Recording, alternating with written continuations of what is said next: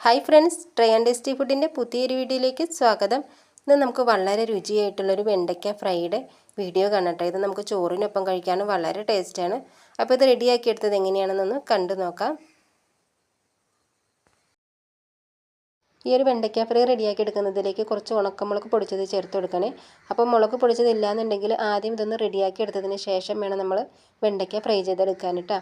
അപ്പോൾ ഇതിലേക്ക് ചേർത്ത് കൊടുക്കുന്നതിന് വേണ്ടിയിട്ട് ഞാനൊരു 5 ഉണക്കമുളക് എടുത്തിട്ടുണ്ട്. അത് നല്ലതുപോലെ വറുത്തിട്ട് ചൂട് മാറിയതിന് ശേഷം മിക്സിയുടെ ജാറിലിട്ടിട്ട് പൊടിച്ചെടുക്കാനുള്ളതാണ്.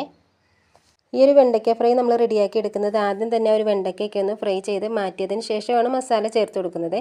അപ്പോൾ അതിന് വേണ്ടിയിട്ട് ഞാൻ സ്റ്റൗവിൽ കടായി ഒന്ന് വെച്ച് കൊടുത്തിട്ട് 3 ടേബിൾ സ്പൂൺ വെളിച്ചെണ്ണ ഒഴിച്ച് കൊടുത്തിട്ടുണ്ട്. നിങ്ങൾക്ക് വേണമെന്നുണ്ടെങ്കിൽ എണ്ണ കൂടുതൽ ഒഴിച്ച് കൊടുത്തിട്ട് വെണ്ടയ്ക്ക ഒന്നിച്ചിട്ടിട്ട് ഫ്രൈ ആക്കി എടുക്കാം കേട്ടോ. ഒന്ന് വറുത്ത് കോരിയിട്ട് നമുക്ക് ആവശ്യത്തിനുള്ള എണ്ണ ചേർത്തിട്ട് ആ ഒരു ഫ്രൈ റെഡിയാക്കി എടുത്താൽ മതി. ഞാനിതിലേക്ക് ഈ ഒരു 3 ടേബിൾ സ്പൂൺ വെളിച്ചെണ്ണയാണ് ചേർത്ത് കൊടുക്കുന്നുള്ളൂ. ആ ഒരു എണ്ണയിലേക്ക് ഒരു പിടി നിലക്കടല ഇട്ട് കൊടുക്കുക കേട്ടോ. ആ ഒരു നിലക്കടല ഒന്ന് വറുത്ത് മാറ്റി വയ്ക്കുക. നമ്മൾ റെഡിയാക്കി എടുക്കുന്ന ഒരു ഫ്രൈയിൽ ആ ഒരു നിലക്കടലയും കൂടി ചേർത്ത് കൊടുക്കുമ്പം അത് കഴിക്കാൻ ഒരു പ്രത്യേക ടേസ്റ്റ് ഉണ്ട്. അപ്പോൾ ഉണ്ടെങ്കിൽ നിർബന്ധമായിട്ടും ചേർത്ത് കൊടുക്കുക കേട്ടോ. ഇനി അതേ എണ്ണയിലേക്ക് തന്നെ വെണ്ടയ്ക്ക ഇട്ടിട്ടൊന്ന് ഫ്രൈ ആക്കി എടുക്കുക. അപ്പോൾ ചെറിയൊരു കനത്തിൽ വട്ടത്തിൽ അരിഞ്ഞെടുക്കുക. ഞാൻ 2 ട്രിപ്പായിട്ടാണ് വറുത്തെടുക്കുന്നത്.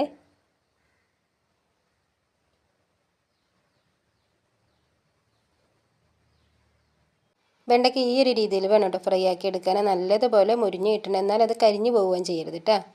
ഞാൻ 2 ട്രിപ്പായിട്ട് വെണ്ടയ്ക്ക് ഫുള്ളായിട്ട് ഫ്രൈ ചെയ്തെടുത്തിട്ടുണ്ട്. ഇനി നമുക്കിതിലേക്ക് ചേർത്ത് കൊടുക്കാനുള്ള മസാലയും കൂടി റെഡിയാക്കി എടുക്കാം. അപ്പോൾ ആ ഒരു എണ്ണയിലേക്ക് തന്നെ ഒരു 1/2 ടീസ്പൂൺ കടുകും 1/2 ടീസ്പൂൺ ഉഴുന്നും 1 ടീസ്പൂൺ പരിപ്പ് 1/4 ടീസ്പൂൺ ചെറിയ ജീരകവും 2 ഉണക്കമുളകും കൂടി ഇട്ട് കൊടുത്തിട്ടൊന്ന് മൂപ്പിച്ചെടുക്കുക കേട്ടോ. അതിലേക്ക് 2 പച്ചമുളക് കട്ട് ചെയ്തതും 1 സവാളയും കൂടി കട്ട് ചെയ്ത് ചേർത്ത് കൊടുക്കുക. എന്നിട്ട് നല്ലോണം ഒന്ന് മിക്സാക്കി എടുക്കാം. ഈ ഒരു സവാള നമുക്ക് നല്ലതുപോലെ ഒന്ന് വാടി കിട്ടണേ. ഇനി കുറച്ച് കറിവേപ്പില ചേർത്ത് കൊടുക്കുക കേട്ടോ. അപ്പോൾ കറിവേപ്പില ചേർത്ത് കൊടുക്കുന്ന സമയത്ത് കുറച്ചധികം ചേർത്ത് കൊടുത്താൽ മതി. എന്നിട്ട് നല്ലോണം ഒന്ന് മിക്സ് ആക്കി എടുക്കുക. ഒരു 1/2 ടീസ്പൂൺ ഉപ്പ് ചേർത്ത് കൊടുക്കുക കേട്ടോ. ഇപ്പോൾ ഒരു 1/2 ടീസ്പൂൺ ചേർത്ത് കൊടുത്തതിന് ശേഷം പിന്നീട് എല്ലാം ഒന്ന് മിക്സ് ആയിട്ട് ആ ഒരു സമയത്ത് വേണമെങ്കിൽ ചേർത്ത് കൊടുക്കാവേ. ഈ ഒരു രീതിക്ക് എല്ലാം ഒന്ന് മിക്സായി കിട്ടിയിട്ടുണ്ടെങ്കിൽ പിന്നെ നമുക്ക് വറുത്ത് വെച്ചിരിക്കുന്ന വെണ്ടയ്ക്ക് ചേർത്ത് കൊടുത്തിട്ട് മിക്സ് ആക്കി എടുക്കുക.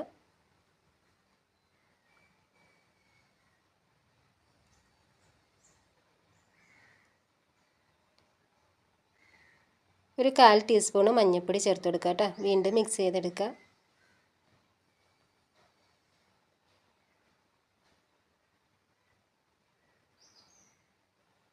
ഇനി ഇതിലേക്ക് വെളുത്തുള്ളി ചേർത്ത് കൊടുക്കുക കേട്ടോ. അപ്പോൾ ഞാനൊരു 6 വലിയ വെളുത്തുള്ളിയായിരുന്നു എടുത്തിരുന്നത്. വലിയ വെളുത്തുള്ളിയുടെ അല്ലിയാണ്.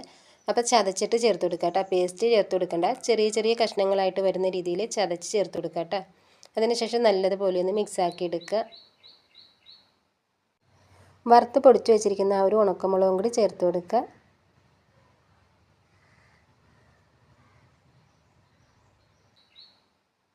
ഒരു ടീസ്പൂൺ മല്ലിപ്പൊടി ചേർത്ത് കൊടുക്കുക കേട്ടോ.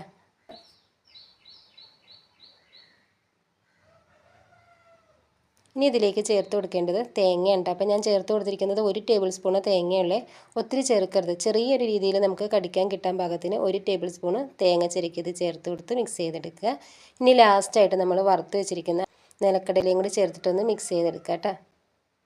ഉപ്പൊക്കെ ചെക്ക് ചെയ്ത് നോക്കുക. ഞാനൊരു 1/4 ടീസ്പൂൺ ഉപ്പും കൂടി ചേർത്ത് കൊടുക്കുന്നുണ്ട്. ഈ ഒരു രീതിയിൽ മിക്സ് ചെയ്തെടുത്തിട്ടുണ്ടെങ്കിൽ വളരെ ടേസ്റ്റി ആയിട്ട് നമ്മൾ റെഡിയാക്കി എടുത്തിരിക്കുന്ന വെണ്ടയ്ക്ക ഫ്രൈ റെഡി ആയിട്ടുണ്ട് കേട്ടോ. നല്ല ടേസ്റ്റാണ്. അപ്പോൾ നിങ്ങളൊന്ന് ട്രൈ ചെയ്ത് നോക്കുക കേട്ടോ. വീഡിയോ ഇഷ്ടപ്പെട്ടാൽ ലൈക്ക് ചെയ്യുക, ഫ്രണ്ട്സിനും ഫാമിലിക്കൊക്കെ ഷെയർ ചെയ്യുക, നിങ്ങളുടെ അഭിപ്രായങ്ങൾ അറിയിക്കുകയൊക്കെ ചെയ്യുക.